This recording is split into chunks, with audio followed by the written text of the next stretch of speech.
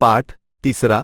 बाल गंगाधर तिलक जीवनी के बारे में हीन भावना से ग्रसित भारतीय जनता को निर्भीक, जुझारू बनाने और अपने अधिकारों के प्रति सचेष्ट रहने की दिशा में लोकमान्य तिलक ने महत्वपूर्ण कार्य किया।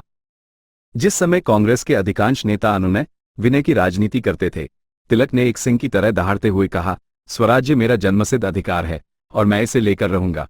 फिरोज शाह मेहता, गोपाल कृष्ण गोखले, रासबिहारी घोष सरीखे उदारवादी इन्हें कांग्रेस अध्यक्ष नहीं बनने देना चाहते थे, लेकिन लोकमान्य को किसी पद का मोह नहीं था। आम जनता के समर्थन को ही ये अपने लिए सबसे बड़ा सम्मान मानते थे। 1856 ईस्वीसन से लेकर 1920 ईस्वीसन में मृत्यु पर्यंत तक ये देश के सबसे लोकप्रिय, कर्मठ, राष्ट्रवादी नेता बने रहे। इन्होंने जनता के दिलों पर राज किया।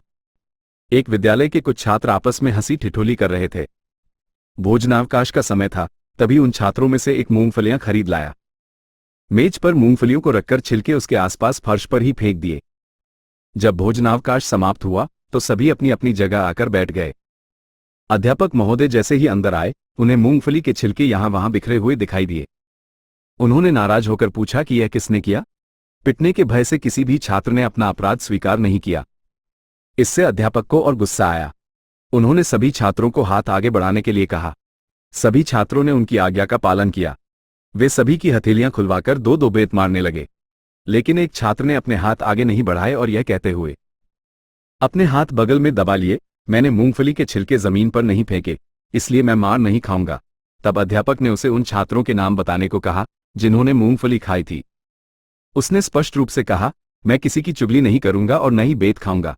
छात्र के हट के कारण उसे स्कूल से निष्कासित कर दिया गया, जिसे उसने स्वीकार किया, किंतु बिना अपराध दंड नहीं भुगता। न्याय के लिए कष्ट सहने वाले इस छात्र का नाम था बाल गंगाधर तिलक। इस निर्भीक बालक ने अपनी निडरता, दृढ़ विचारों और प्रखर लेखनी से आगे चलकर भारतीय राजनीति की दिशा बदल दी। बाल गंगाधर तिलक का जन्म 23 जुलाई 1856 को रत्नागिरी, महाराष्ट्र में हुआ था। माता का नाम पार्वतीबाई और पिता का नाम गंगाधर राव था। जन्म के बाद इनका नाम बलवंत राय रखा गया। इनका परिवार महाराष्ट्र के गौरवशाली पेशवा परिवार से संबंधित था। तिलक बचपन से ही बड़े प्रखर एवं मेधावी बुद्धि के थे। गणित और संस्कृत विषयों के प्रति उनका रुझान असाधारण था। गणित के प्रश्न हल करने में वे इतने सिद्धहस्त थे कि कठिन प्रश्न भी मौखिक रूप से हल कर देते थे। उनकी कॉपी में सिर्फ उत्तर लिखा मिलता था, क्रिया तो होती ही। कॉलेज के समय ही उनकी रुचि सार्वजनिक कार्यों की ओर बढ़ती गई। उन्होंने स्नातक करने के बाद कानून की पढ़ाई की, ताकि कानून की पढ़ाई से अर्जित ज्ञान को देश के जन जागरण में लगा सकें। 1872 ईस्वी में मात्र 15 वर्ष की उम्र में उनका विवाह रत्नागिरी जिले में ही लदघर गांव के बलाल बाल की पुत्री तापीबाई से हो गया। मात्र 10 वर्ष की ही उम्र में माता की छाया से वंचित हो चुके तिलक की ही तरह इनकी पत्नी की भी मां नहीं थी। आदर्शवादी तिलक ने विवाह में कीमती दहेज न लेकर अपने ससुर से केवल पढ़ने के लिए किताबें मांगी।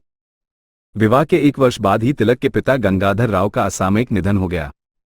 उन्हें अपनी मृत्यु का आभास हो गया था, इसलिए उन्होंने एक वसीयत की कि उनका स्वर्गवास होने की स्थिति में उनके पुत्र को बीए तक पढ़ाया जाए और उसके अभिभावक गोविंद राव बने। गोविंद राव उनके पिता के छोटे भाई थे। अपनी पिता की इच्छा के अनुरूप पूना से 1876 ईस्वी में उन्होंने प्रथम श्रेणी में बीए की परीक्षा पास की। इसके पश्चात उन्होंने एलएलबी की डिग्री प्राप्त की। तिलक का प्रमुख लक्ष्य था राष्ट्र सेवा और इसके लिए उन्होंने वकालत की तुलना में शिक्षक के कार्य को अधिक महत्वपूर्ण माना। चिपलंकर, माधवराव नामजोशी, वासुदेव शास्त्री खरे, हरिकृष्णा डामले और आगरकर के साथ मिलकर इन्होंने 2 जनवरी 1880 को एक स्कूल की स्थापना की। बाद में यही शिक्षण संस्थान मशहूर फर्ग्यूसन कॉलेज बना। स्कूल के साथ ही आगरकर के साथ मिलकर मराठा तथा केसरी नाम के 2 पत्रों का प्रकाशन जनवरी 1881 से शुरू किया।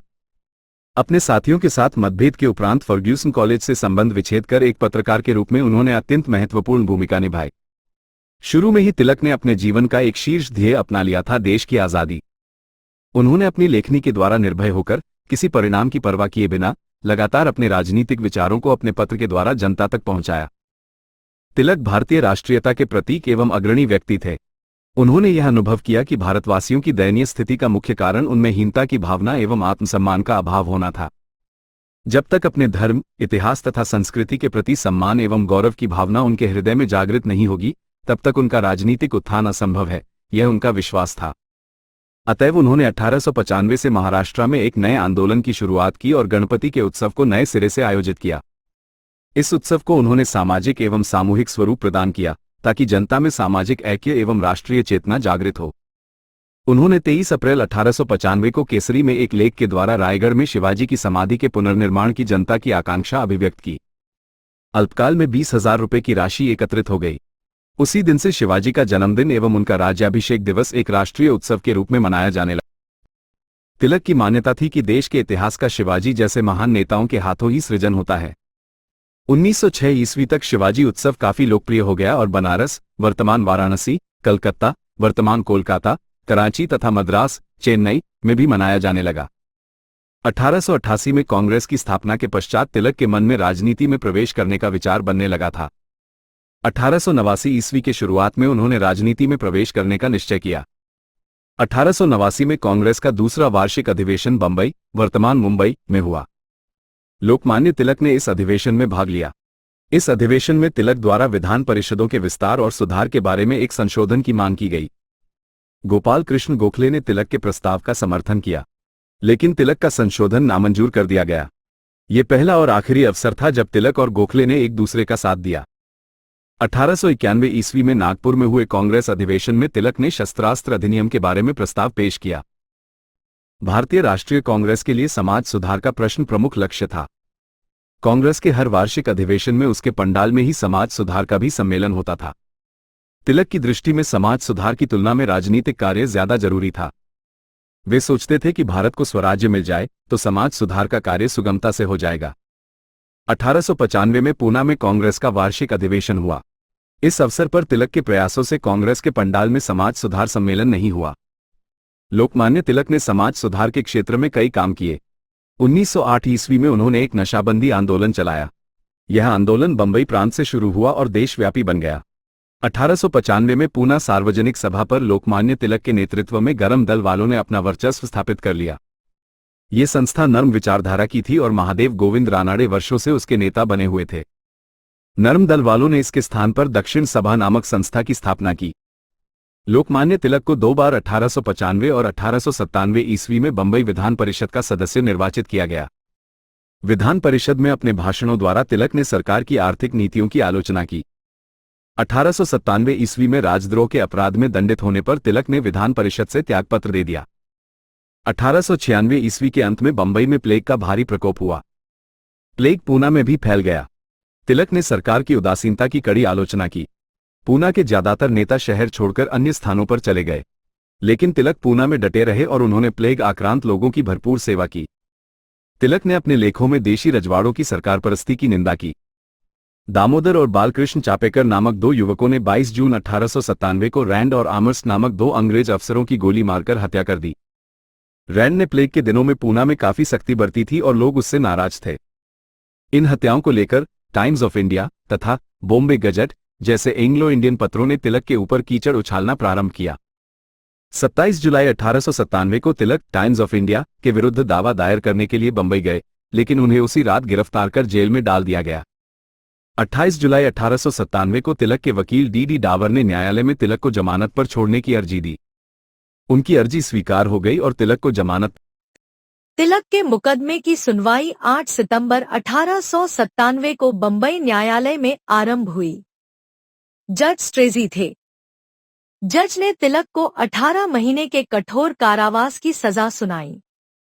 तिलक को मुकदमे में दिए हुए दंड का समाचार पूरे देश में बिजली की तरह फैला। रातों रात तिलक प्रादेशिक नेता से राष्ट्रीय नेता बन गए। तिलक को कैद कर बंबई और पखड़ा कारावास में रखा गया। 6 सितंबर 1898 को तिलक जेल से मुक्त कर दिए गए। कांग्रेस के आरंभिक नेता उदारवादी या नर्मदलीय थे। वे भारतीय समाज के उच्च वर्ग से संबंध रखते थे। उन पर पाश्चात्य शिक्षा का काफी प्रभाव था। वे भारत में ब्रिटिश सरकार के प्रशंसक थे। उनका विचार था कि भारत का ब्रिटेन से संबंध भारतीयों के लिए लाभकारी साबित हुआ है। पाश्चात्य संस्कृति और सभ्यता ने भारत के सामाजिक जीवन को समृद्ध किया है।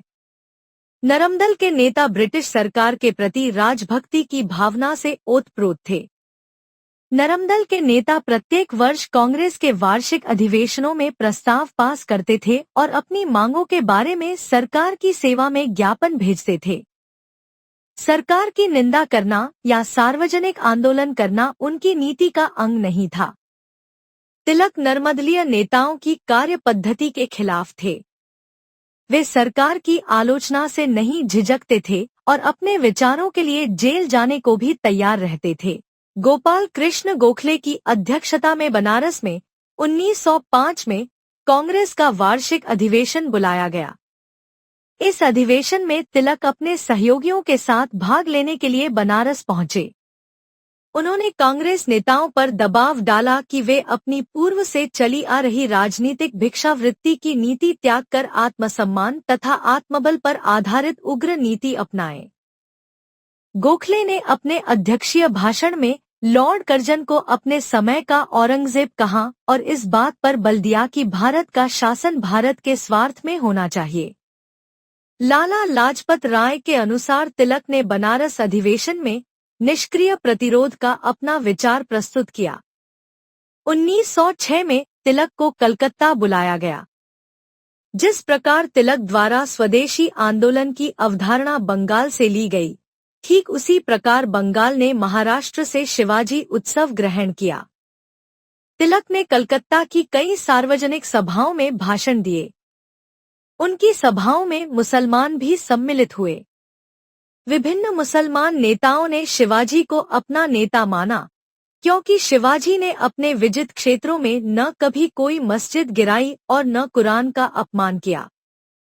इस समय तिलक देवता के जैसा पूजे जाने लगे थे।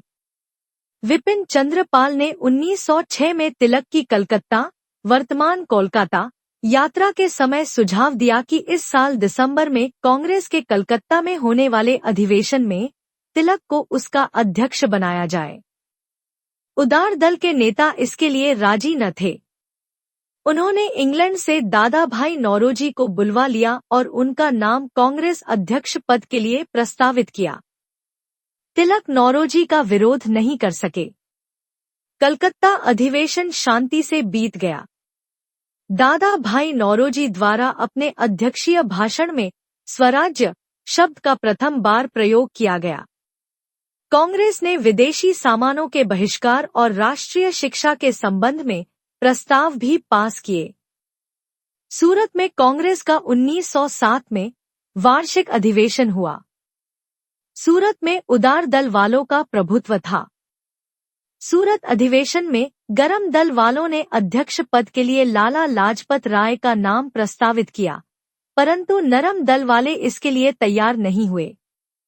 उन्होंने रास बिहारी घोष के नाम का प्रस्ताव किया। गरम दल के नेताओं ने रास बिहारी घोष के अध्यक्ष चुने जाने का विरोध किया। तिलक को उदार दल वालों ने अधिवेशन में बोलने नहीं दिया गया। सूरत अधिवेशन में कांग्रेस का विभाजन हो गया। इस पर सभा में हंगामा शुरू हो गया। दोनों पक्षों द्वारा एक दूसरे के ऊपर आरोप लगाए गए। भारत के स्वतंत्रता संग्राम के दौरान अनेक प्रकार के ऐतिहासिक मुकदमे दर्ज हुए हैं, जिनका अपना महत्व है। राजद्रोह के अभियोग में 1908 में तिलक पर चलाया गया मुकदमा भी इसी प्रकार का मुकदमा है। बंगाली युवकों को ब्रिटिश सरकार की निरंकुश और दमनमूलक नीति ने क्रांति के रास्ते पर ढकेल दिया। दो बंगाली युवकों खुदीराम बोस और प्रफुल्ल चाकी ने मुजफ्फरपुर में जिला जज किंग्सफोर्ड की गाड़ी पर बम फेंका। प्रफुल्ल चाकी ने तो पकड़े जाने के डर से आत्महत्या कर ली, पर खुदीराम बोस पकड़े गए और उन्हें फांसी हो गई। तिलक ने बमकांड की निंदा की, लेकिन यह भी कहा कि बमकांड से भारतीय राजनीति में एक नया मोड़ आ गया है। इसके लिए सरकार जिम्मेदार है। सरकार का दायित्व है कि वह जनता की आकांक्षाओं को पूरा करे, शासन में सुधार करे और उन कारणों को दूर करे जिनकी वजह से लोग हिंसा का रास्ता अपनाते हैं। तिलक के इन लेखों से सरकार परेशान हो गई और उसने 12 मई 1908 के दो लेखों के आधार पर उन्हें 24 जून 1908 को गिरफ्तार कर लिया और उन पर मुकदमा चलाया। 22 जुलाई 1908 को न्यायाधीश ने अपना फैसला सुनाया और तिलक को 6 वर्ष के काला पानी की सजा दी। तिलक के दंड समाचार की पूरे देश में घोर प्रतिक्रिया हुई। बंबई में कई दिन बाजार और मिलें बंद रहे। अनेक स्थानों पर पुलिस को गोली चलानी पड़ी, जिसमें सरकारी अनुमानों के अनुसार 14 व्यक्ति और गैर सरकारी अनुमानों के अनुसार कम से कम 30 व्यक्ति मारे गए। तिलक को सजा सुनाने के बाद उन्हें कुछ दिनों तक तो साबरमती जेल में रखा गया और 14 सितंबर 1908 को उन्हें रंगून, वर्तमान यंगून, के मांडले जेल में भेज दिया गया। मांडले जेल में ही उन्होंने गीता का महाभाष्य की रचना की। जब तिलक मांडले जेल में बंद थे, तिलक की पत्नी की जून 1912 में मृत्यु हो गई। जून 1914 में तिलक को मांडले जेल से रिहा कर दिया गया। इसके बाद उन्होंने होम रूल लीग आंदोलन शुरू की। तिलक को वैदिक साहित्य का महत्वपूर्ण ज्ञान था। उन्होंने 1893 में ओरियन और 1903 में Arctic home of the Vedas नामक पुस्तकें प्रकाशित की। ज्योतिष शास्त्र के आधार पर तिलक ने ओरियन में यह साबित किया कि वेदों की रचना ईसा से 4500 साल पूर्व हुई थी। उन्होंने Arctic home of the Vedas में यह प्रमाणित किया कि आर्यों का मूल स्थान ध्रुव प्रदेश में था। वहां से आर्यों की एक शाखा पश्चिम दिशा में गई और दूसरी एशिया